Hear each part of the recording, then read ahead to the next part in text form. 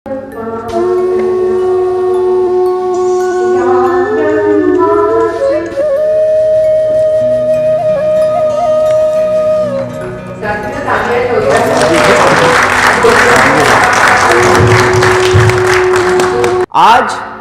अगर बच्चों के पास सेकंड ऑप्शन हो लैंग्वेज का, तो कौन सा लैंग्वेज लेंगे वो? किसी बच्चे को पूछ लीजिए। क्योंकि आप लोग एक अच्छी नौकरी में हैं और आप लोग अपने डिपार्टमेंट्स हेड कर रहे हैं, अपने बच्चों को आप पूछ लीजिए, उसमें से कितने लोग इंडियन लैंग्वेजेस पढ़ना चाहेंगे? फ्रेंच सेकंड ऑप्शन क्या आता है? फ्रेंच। अब उसके आगे के ऑप्शंस आने लगे हैं, जापानीज, कोरियन। ये जो 22 लैंग्वेज शेड्यूल में है ना, 8th शेड्यूल में, ये कितने लोग ऑप्ट करते हैं पूछ लीजिए। मैं क्यों ये बात कर रहा हूं कि हम फोर्स करके किसी को कोई लैंग्वेज या कोई कल्चरल ट्रेट नहीं अपना, उसको फोर्स नहीं कर सकते अपनाने के लिए।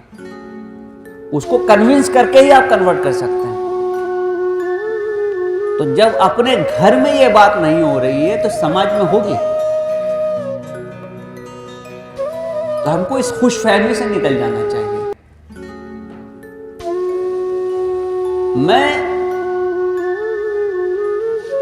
हकीकत के धरातल पे बात कर रहा हूं, रियलिटी के प्लेन पे बात कर रहा हूं। जो मेरा ऑब्जर्वेशन है, जो मैंने सीखा है, जो मैंने देखा है, उस पे बात कर रहा हूं। तो जो चीजें कूल नहीं होती हैं, सोसाइटी उसको रद्द कर देती है। और ये पहली बार नहीं हो रहा है। आपको मालूम है ना कि भारत में जो भाषाओं का इतिहास रहा है, पहली जो लैंग्वेज वेदों में है, जो पहले समाज बोलता था, वो संस्कृत थी। रद्द हो गई, लोग दूसरी भाषा अपना लिए, पाली आ गई, वो भी रद्द हो गई। फिर लोग दूसरी भाषा अपना लिए, अपभ्रंश आ गया, वो भी रद्द हो गई। फिर ये सारी जो जिसको आप आधुनिक भारतीय भाषाएं कहते हैं, मॉडर्न इंडियन लैंग्वेजेस, ये सब की सब वहां से आई है। तो भाषा एक ऐसी चीज है कि अगर वो कूल नहीं रहेगी, लोग उसको वॉलंटरी नहीं अडॉप्ट करेंगे, तो बहुत जल्द उसको काट करके, जैसे पानी का धारा चलता है, पत्थर अगर सामने आया तो बाजू से निकल जाता है, वही हाल भाषाओं का है। तो भाषाओं के बारे में, और जब भाषाओं को हम प्रमोट करने की बात कर रहे हैं, तो हमको ये बात समझना जरूरी है कि ये जबरदस्ती नहीं हो सकता है, ये किसी प्रेशर के अंदर में नहीं हो सकता है। हमको भाषा को अट्रैक्टिव बनाना पड़ेगा, उसको कूल बनाना पड़ेगा। तो पहली चीज तो ये है, ये बहुत बड़ा चैलेंज है। और ये चैलेंज सिर्फ लिंग्विस्टिक नहीं है, ये साइकोलॉजिकल चैलेंज भी है। होता क्या है कि जो चीजें अनुकूल होती हैं वो डाउन मार्केट हो जाती हैं। जब चीजें डाउन मार्केट हो जाएंगी तो लोग उसको अपनाने में घबराहट महसूस करेंगे, उसको अपनाना नहीं चाहेंगे। और जहां पे इस किस्म के कूल वाले लोग ज्यादा जमा हो जाएंगे, वहां से वो चीज निकल जाएगी। इसीलिए आपके एयरलाइन से निकल गई, बड़े होटलों से निकल गई, बड़े रेस्टोरेंट से निकल गई, फिल्म और फैशन सर्कल से निकल गई, और जो भी जिसको आप अपवर्डली मोबाइल कहते हैं, वहां से भारतीय भाषाएं निकलती जा रही। मैं सिर्फ हिंदी की बात नहीं कर रहा हूं, निकलती जा रही है। मैं इंडियन लैंग्वेजेस का बहुत चाहने वाला आदमी हूं, और मैं कोई खुशी से ये बात आपको नहीं कह रहा हूं, मुझे दुख है, लेकिन रियलिटी यही है। और जब कभी इस किस्म की रियलिटी हमारे सामने आए, तो हमको दूसरे को ब्लेम करने के बजाय अपने अंदर झांकना चाहिए कि वो क्या कारण है कि जिस वजह से ये लोग आगे बढ़ गए और मैं पीछे रह गया। हम वो क्या चीज नहीं कर पाए। हो क्या रहा है कि जो सोशल रियलिटी और इकोनॉमिक रियलिटी है किसी भी सोसाइटी की, गवर्नमेंट का जो शेयर है वो श्रिंक हो रहा है। आज से 25 साल पहले गवर्नमेंट सेक्टर इकोनॉमी को जितना कंट्रोल करती थी, उसका आउटपुट में जो प्रोपोर्शन था आज नहीं है। पहले मैन्युफैक्चरिंग में देख लीजिए आप, हेवी इंडस्ट्री में, इलेक्ट्रिसिटी में, माइनिंग में, ट्रांसपोर्ट में गवर्नमेंट हर जगह थी। बल्कि जो पहली इंडस्ट्रियल पॉलिसी अपनी आई है उसमें कुछ सेक्टर तो रिजर्व कर दिए गए थे, ये पीएसयू के लिए हैं। आज है क्या? आयरन स्टील पीएसयू के लिए होता था, है खत्म हो गया। बड़े स्मेल्टर्स पीएसयू के पास होते थे, इलेक्ट्रिसिटी जनरेशन पीएसयू के पास होते थे, सब निकलते जा रहे हैं। माइनिंग, तो हमारा जो शेयर है इकोनॉमी में वो श्रिंक होता जा रहा है। और प्रोपोर्शनेटली जो पॉपुलर, अब ये कहिए कि लोगों के लाइफ पे जो हमारा कंट्रोल है वो भी कम होता जा रहा है। लोग गवर्नमेंट से हर चीज मांगने के लिए नहीं आते हैं। आज हो सकता है कि बरसों गुजर जाएं और आपको किसी गवर्नमेंट की एजेंसी से पाला नहीं पड़े, आपको जरूरत नहीं पड़ती है। ये जो एग्रीगेटर का एज आ गया है ना, जहां जोमेटो और सब चीजें आ गई हैं और उबर और ओला आ गया है, आप गवर्नमेंट से कोई मदद लिए बिना भी बरसों जी सकते हैं।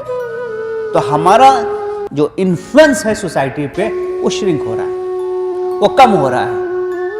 और प्राइवेट सेक्टर या कॉम्पिटिटिव जो सोसाइटी का ये है कंपोनेंट है, उसका बढ़ता जा रहा है। गवर्नमेंट तो हम पॉलिसी इन्फोर्स कर देते हैं, लेकिन क्या ये पॉलिसी हम प्राइवेट सेक्टर में इन्फोर्स कर पाएंगे? नहीं कर पाएंगे। लैंग्वेज तो जाने दीजिए, जो इंडिया की सोशल रियलिटी में बहुत इंपॉर्टेंट कंपोनेंट है, रिजर्वेशन। हम 72-74 साल से इस पे बात कर रहे हैं कि प्राइवेट सेक्टर में रिजर्वेशन होना चाहिए। हुआ क्या आज तक?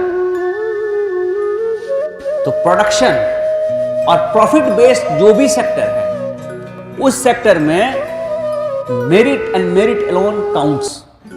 उसके कारण आप उस पर कोई अनड्यू या कोई सोशल ऑब्जेक्टिव से पॉलिसी इंपोज करना चाहेंगे तो उसको रेजिस्ट करते हैं। अब आप किसी भी प्राइवेट सेक्टर के इंस्टीट्यूशन में चले जाइए, वहां पे डोमिनेंट मोड ऑफ कम्युनिकेशन क्या है? इंग्लिश या हिंग्लिश। तो हो क्या रहा है कि सोसाइटी में जो लैंग्वेज हम बोलने लगे हैं, पहले क्या था कि उसकी कंस्ट्रक्शन हिंदुस्तानी होती थी, हिंदी होती थी और उसमें इंग्लिश के शब्द आते थे। अब कंस्ट्रक्शन इंग्लिश है, उसमें हिंदुस्तानी के शब्द आते हैं। ये चेंज हो रहा है। जब चीजें इस हिसाब से बदल रही हैं तो हमको अपनी पॉलिसीज को रीअसेस करना बहुत जरूरी है। और ऐसे सिचुएशन में जब हम लोगों को रीच आउट करना चाहें तो हमको सबसे पहले अपना टारगेट ऑडियंस फिक्स करना चाहिए। हिंदी का प्रमोशन 50, 60, 70 साल वालों में नहीं होगा। हिंदी प्रमोट करनी तो 10 से 20, 30 साल वाले जो लोग हैं उनको हमको टारगेट करना पड़ेगा। ये वो लोग हैं जो स्ट्रीम में आ रहे हैं, ये वो लोग हैं जो अगले 50 साल तक भाषा का इस्तेमाल करेंगे, ये वो लोग हैं जो अच्छे इंस्टीट्यूशन को ज्वाइन करेंगे। क्या हम उनको टारगेट कर रहे हैं? क्या हम उन पे फोकस कर रहे हैं? क्या हम उनको मोटिवेट कर रहे हैं? ये हमें सोचना चाहिए। और इसीलिए चूंकि यहां हिंदी को प्रमोट करने के लिए जो गवर्नमेंट के इंचार्ज वो बैठे हुए हैं, ये मैं सवाल कर रहा हूं, ये इन हाउस सवाल है मेरा। आपने किसी कॉफी हाउस में हिंदी में बात करते हुए लोग सुना है? सबसे जो नीचे लेवल का कॉफी हाउस होगा ना, कैफे, कॉफी डे, वहां चले जाइए। स्टारबक्स की बात नहीं कर रहा हूं। तो हम इसको कूल क्यों नहीं बना पाए? हमें ये सवाल अपने आप से पूछना चाहिए। ऐसा क्यों हो रहा है कि हमारे घरों में हमारे बच्चे आज हिंदी नहीं बोल रहे? हमारे घरों में हिंदी का कोई न्यूज़पेपर नहीं आता, मैगजीन्स नहीं आती, किताबें कितनी हैं अब देख लीजिए। मैं अक्सर ये बात कहता हूं कि हम लोग उस जनरेशन के लोग हैं जो इंग्लिश के मुश्किल शब्दों का अर्थ हिंदी में लिखते थे किताब में बगल में। आज किसी बच्चे की हिंदी किताब निकाल के देख लें, हिंदी के मुश्किल शब्दों का अर्थ इंग्लिश में लिखा होगा। यहां पे जो ट्यूशन चलता है ना, मैथ्स और साइंस छोड़ दीजिए, इतने लोग इंग्लिश का ट्यूशन नहीं पढ़ते जितने लोग हिंदी का ट्यूशन पढ़ रहे हैं, क्योंकि घरों में हिंदी नहीं बोली जा रही है। माँ बाप को हिंदी आती नहीं ठीक से, वो बच्चों को करेक्ट नहीं करते। हिंदी का कोई लिटरेचर हमारे घरों में आता नहीं है, कोई न्यूज़पेपर आता नहीं, मैगजीन आती नहीं, तो बच्चा सीखेगा कहां से? और ये बच्चा कल जब मार्केट में जाएगा, जॉब में आएगा, सोसाइटी में किसी अच्छे पोजीशन पे जाएगा, तो इससे हम क्या एक्सपेक्ट करेंगे? इसीलिए एक कंसेप्ट है कि लैंग्वेज ऑफ कल्चर या कल्चर ऑफ लैंग्वेज। तो लैंग्वेज ऑफ कल्चर क्या है हमारी? कौन सी शादी इंग्लिश या फ्रेंच में होती है? पत्रिका कौन सी इंग्लिश में बनती है? पूजा नमाज कौन सी इंग्लिश में होती है? लेकिन जॉब मार्केट की रिक्वायरमेंट अलग है। तो हमारी जो बड़ी फेल्योर रही है वो ये है कि हम इंटीग्रेट नहीं कर पाए जॉब को अपने लैंग्वेजेस से। हम जॉब में आने के बाद हिंदी एग्जाम पास करते हैं, उसके पहले हिंदी आती नहीं आती इसका कोई भरोसा नहीं है। वो इसलिए कि इंक्रीमेंट मिल जाए, प्रमोशन आ जाए। तो होता क्या कि जो हमारा कल्चर है, जो लैंग्वेज पे बेस्ड है, हमारा जो आइडेंटिटी है, उसकी बुनियाद में लैंग्वेज है। कोई भी धर्म का काम लैंग्वेज के बिना नहीं होता। हमारे जो रिश्ते होते थे हमारे बड़ों से, माँ बाप से, दादा दादी से, नाना नानी से, चाचा मामू से, वो कौन से भाषा में होते थे?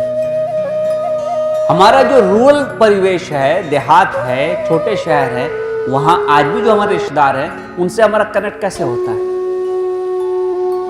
तो ये जो एक एसेट हमारे पास था कल्चर का, वो क्यों नहीं प्रमोट हम कर पा रहे हैं? जैसे मुंबई, ठाणे, नागपुर या दिल्ली जाते हैं, ये सब हम पीछे छोड़ जाते हैं और वहां पे हम उसी रंग में रंग जाते हैं। तो भाषाओं का ग्रोथ ऑर्गेनिक होता है।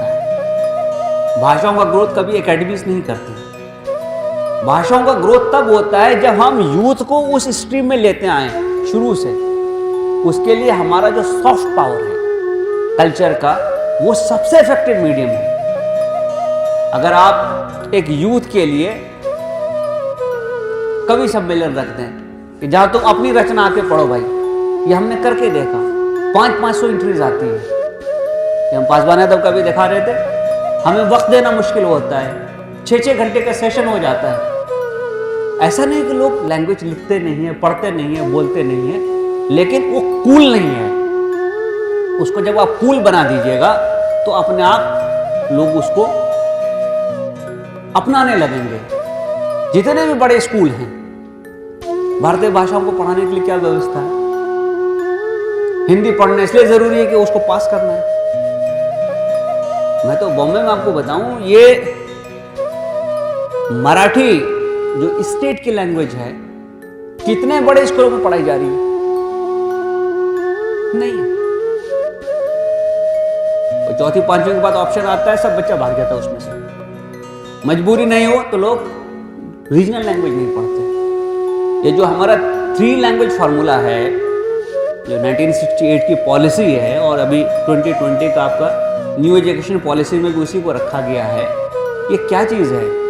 ये 3 लैंग्वेजेस है बेसिकली, एक हिंदी, एक इंग्लिश और एक रीजनल लैंग्वेज। ये कंसेप्ट है।